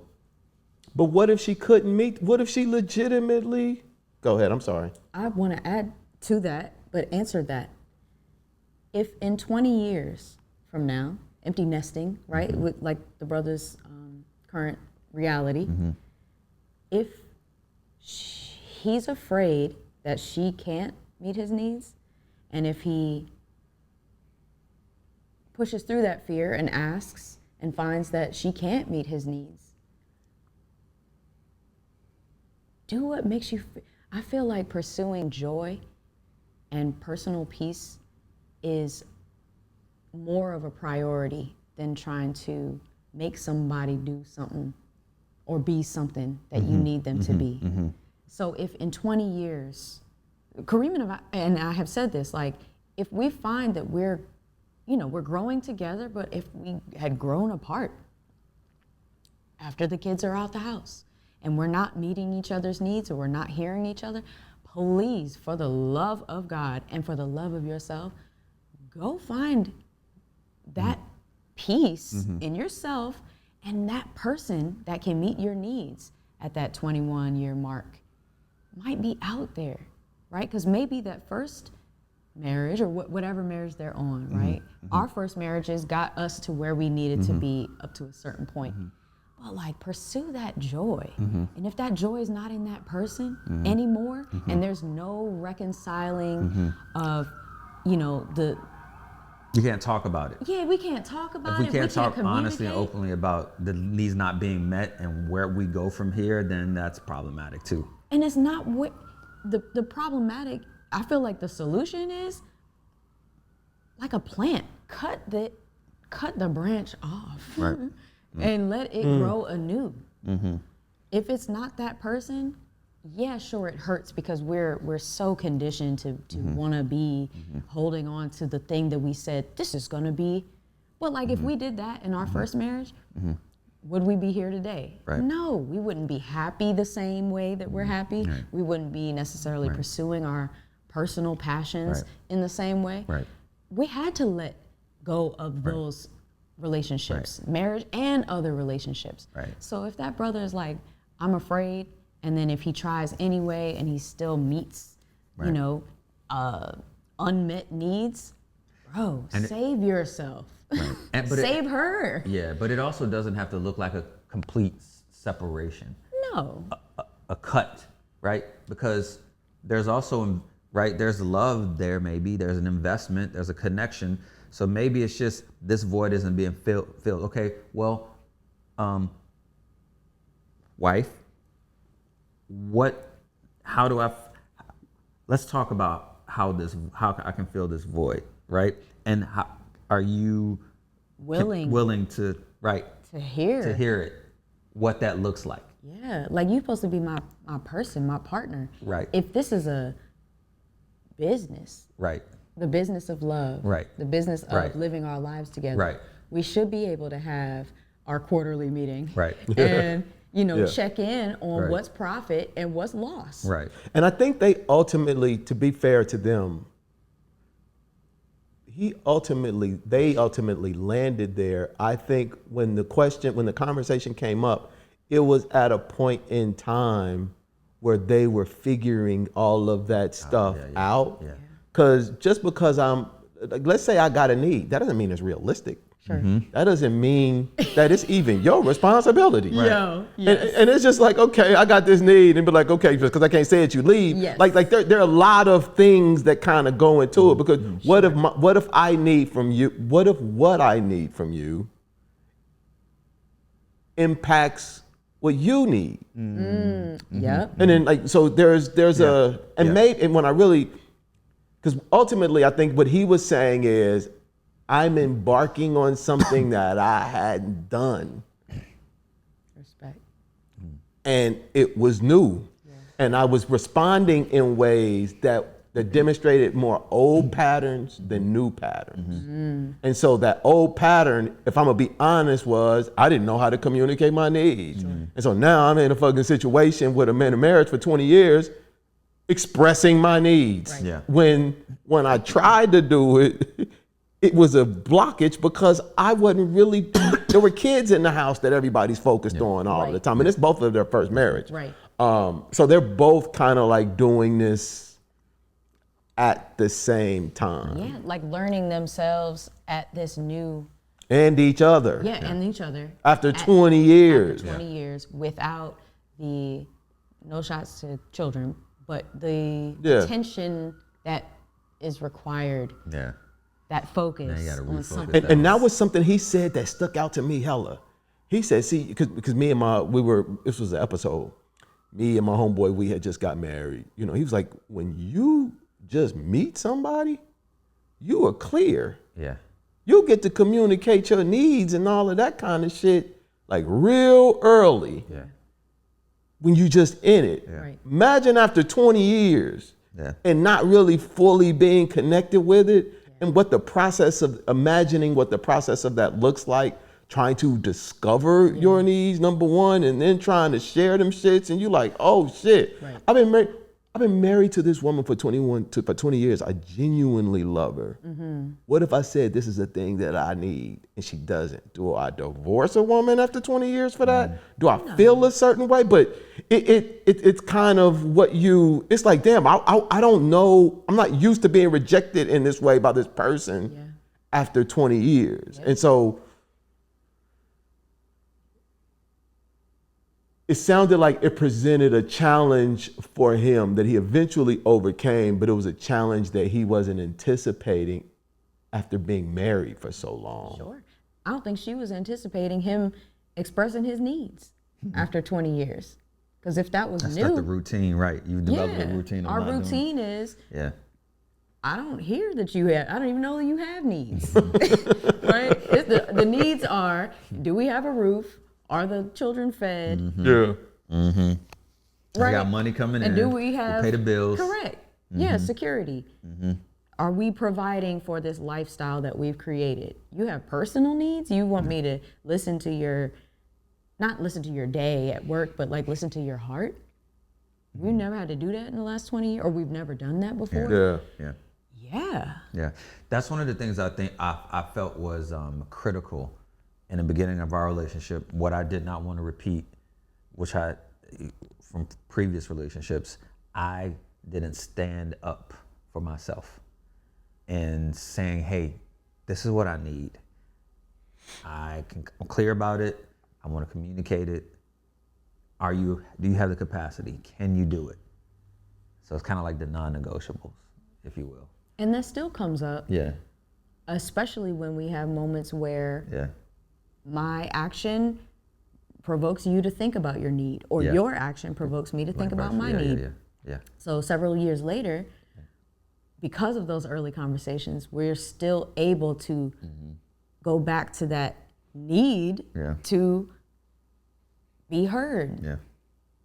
That need to listen to what each other's needs are so that we can pursue peace. Because the needs and are joy. evolving. Yes. Yeah. They're evolving. Yeah. Yes.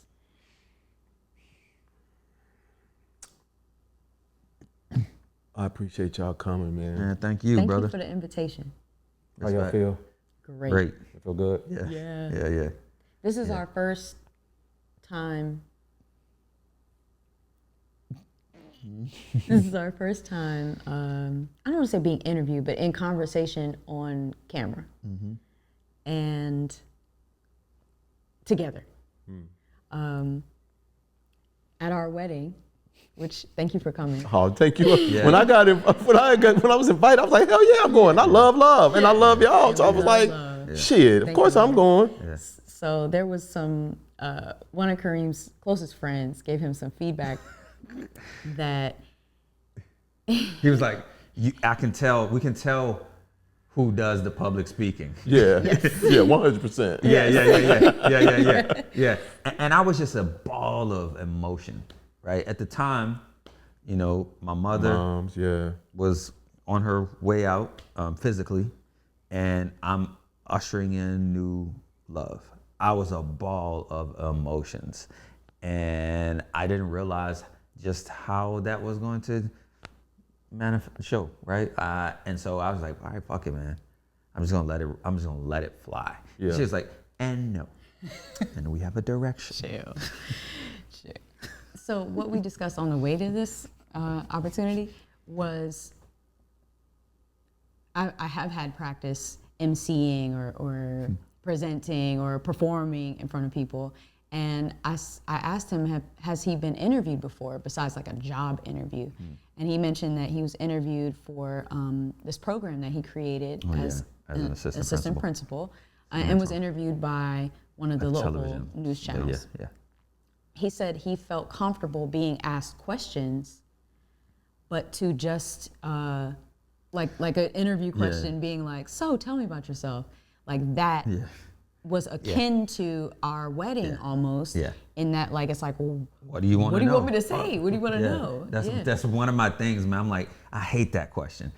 So tell me a little bit about you. I hate it too. I want to know. I hate it too. I want to know. Right. So, but to have this kind of conversation, there were questions, but like it was a thought-provoking conversation. A very natural, like if the cameras weren't rolling, we'd still be having this conversation. I deliberately don't have mics over people and headphones on and stuff like that, because after a while you forget they're here. Right. I do. Right. There are times now to where I'm like, I'm thinking about editing as we're talking. Yeah. Right. And that's why I asked you, because I was going to have that part come at another part. And so sometimes I'm thinking in that way in terms of how to do the editing. So I'm in real time, but my brain is thinking about some other shit too. Wow. But that's crazy. There's a way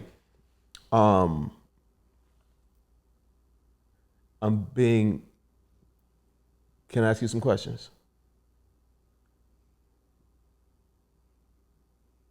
You got a good relationship with your dad? No. I have two dads, and Okay. I gotta. They are a work in progress. Okay. I have a better relationship with one than the other. Okay. Yeah. I'm asking because that energy keeps coming up. Really? Yes. Would you tell me how does it come up to you? How am I presenting that? Like as a woman who has whatever kind of relationship with her dad, what does that look like? I thought that you were going to say great.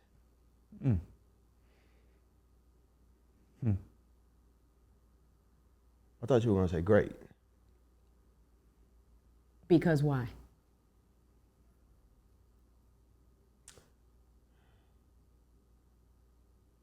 Give me a moment. I got a bunch of things popping up in my head and I got to connect them. Yep.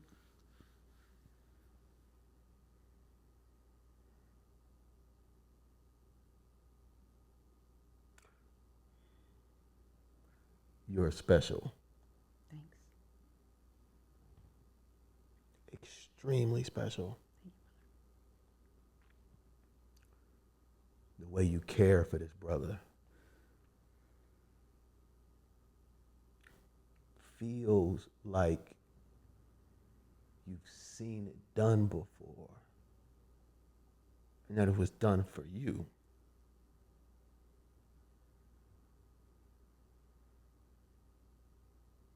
Even at the wedding, his energy was all over the place. But there's a way in which you operate that's just feels like rooted, grounded, secure. And I feel like that has been demonstrated to you. And there's something about that feels like it came from a man. Wow. Probably your mom. And I don't, and it is just. I have known love from my father's biological and my father who raised me, who's my mom's second husband, who I have never called my stepfather, right? That's just my pop. I know they love me. And how I show up in this relationship with Kareem is, despite having daddy issues of sorts, what I'm demonstrating and showing him is what I wish I saw consistently growing up. I'm demonstrating to him what I didn't see and what I want his children, my bonus children, to see, what I want our godchildren and nieces and nephews to know. I grew up very family oriented, and I'd say my grandparents are a great example that I grew up with, that they were together for decades, 50, 60 years. But did I know that they loved each other? I don't know. I don't know. Understood. It was different. Yeah. But what I'm showing him is what I wish I saw.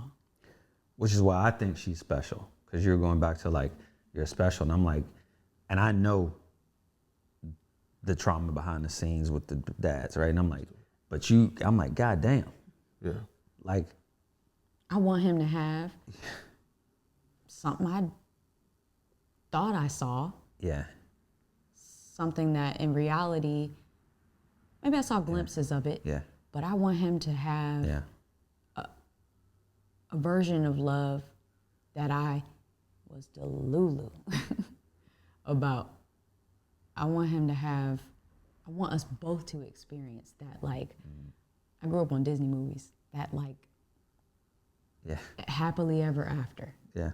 even with the challenges. Yeah. It's so funny, man. I think I sent this post to you maybe.